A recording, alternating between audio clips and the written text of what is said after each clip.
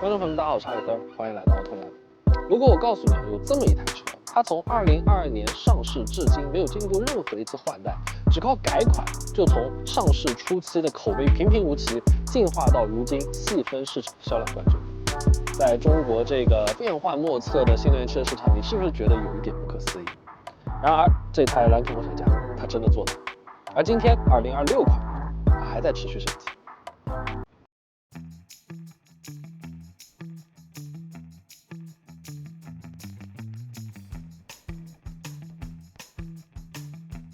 从外观上来看，26款车型和现款好像没有太大的区别啊。比较明显的变化在于一个3折叠同款的车身双拼配色，以及一个比较新颖的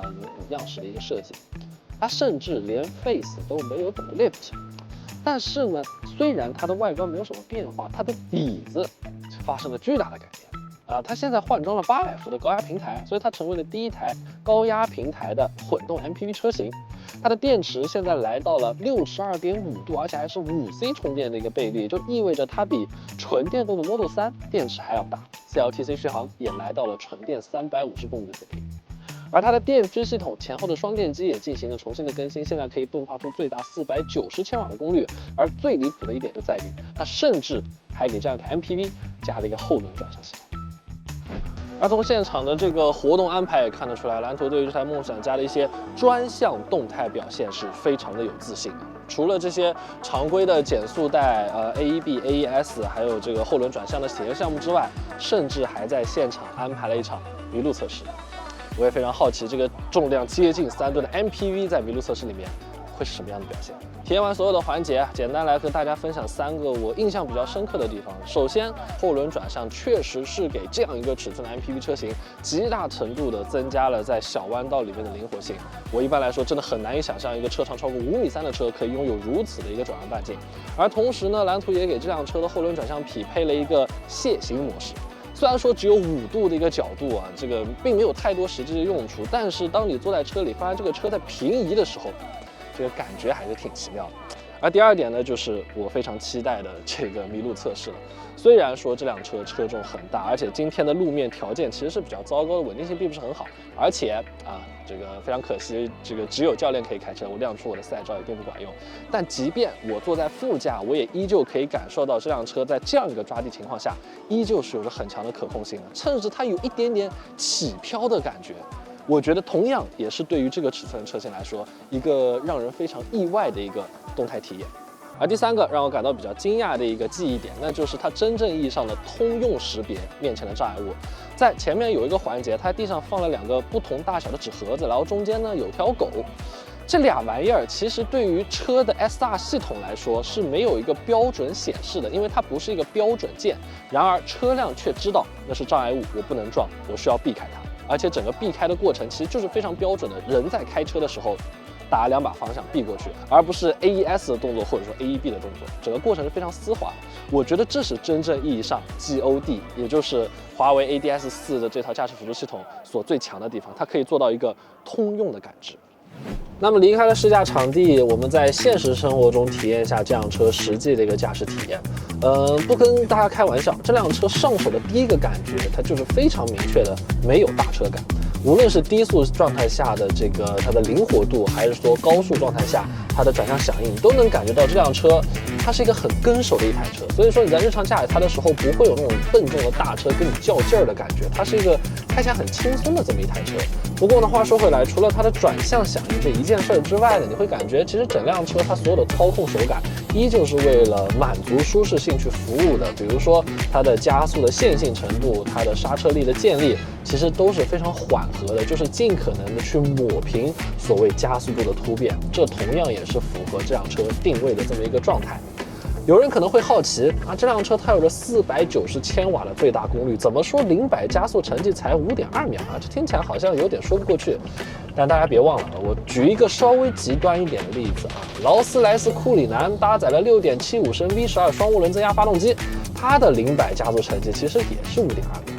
对于这个尺寸、这个定位的车型来说，动力储备不是为了不停的在爆发，它更多的是为了在你需要它的时候有这么一股劲儿可以把车给推出去。所以说从这个角度出发，你其实会发现这辆车很有可能是中国市场里面最适合做老板跑路车的 MPV 车型。你仔细一想，极氪009确实很快，但它不够灵活。那小鹏 X9呢，这个非常灵活，也有后转嘛，但是这个加速性能又差了一点。那么另外7、8、9那3个所谓的竞品跟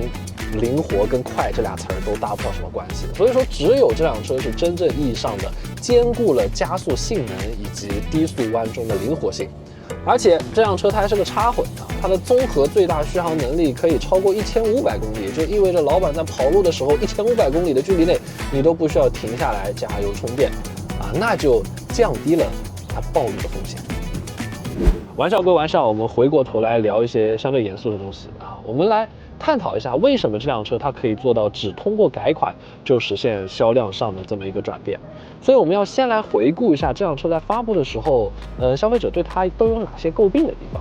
那么首先第一点，其实就是我现在坐的这个位置，2排的舒适性。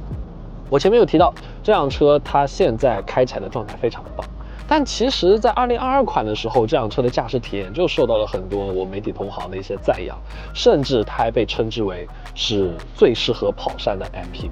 然而，对于普通消费者来说，他们坐在2排会觉得这辆车细微震动会比较多，这辆车的晃动感会比较足。说白一点，翻译一下，那就是可能会比较容易晕车。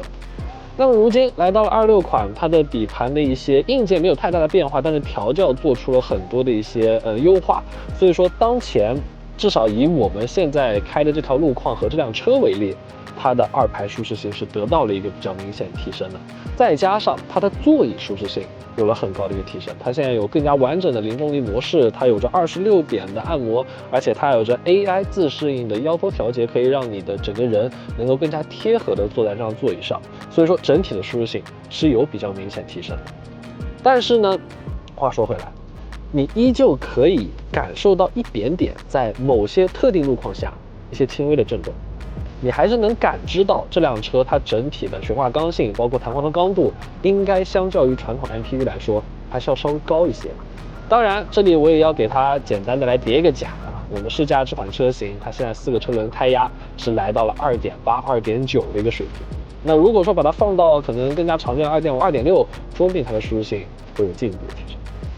第二，作为一台车长超过5.3米的大 MPV， 其实车内空间一直都不是蓝图梦想家的强项。而作为改款车型这个车内空间的绝对值自然也不会发生明显的变化，但是它增加了整体的空间的灵活度，因为在先前的车型上就已经增加了2、3排前后的一个调节的范围，而如今26款车型舒适性配置进一步的提升了，除了前面提到的2张座椅的一些功能之外，还有遮阳帘以及第3排的座椅通风。所以说空间没有太大的变化，但是你乘坐的体验变得更好了。而且还有非常重要的一点，就是在加入了后轮转向系统之后，这辆车第3排及后备箱的空间都没有受到影响。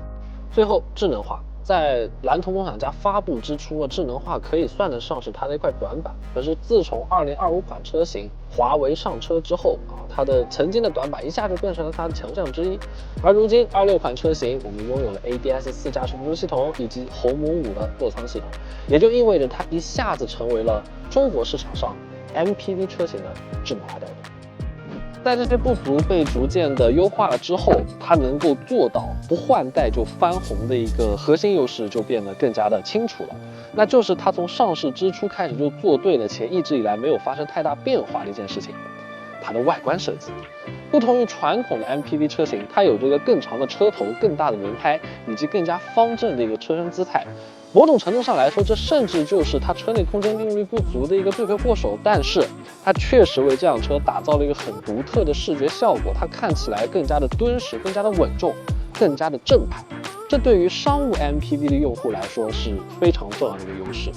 所以说，它的所有被感知比较明显的硬伤被逐个击破，同时又迎来华为上车之后，它最大的这个产品优势就显现了出来，而让它成为了细分市场里面非常炙手可热的这么一款车型。在先前问界 M5 爆火的时候，其实有人抛出过这样的一个说法，就是问界其实应该造一台商务 MPV， 因为问界的品牌和商务 MPV 用户之间的契合度是相当之高的。然而如今我们在体验过这辆车之后，你可能会发现，我们先前讲的那台车已经被造出来了。OK， 感谢大家收看本期Auto Lab，我是哈里斯儿，我们下期再见。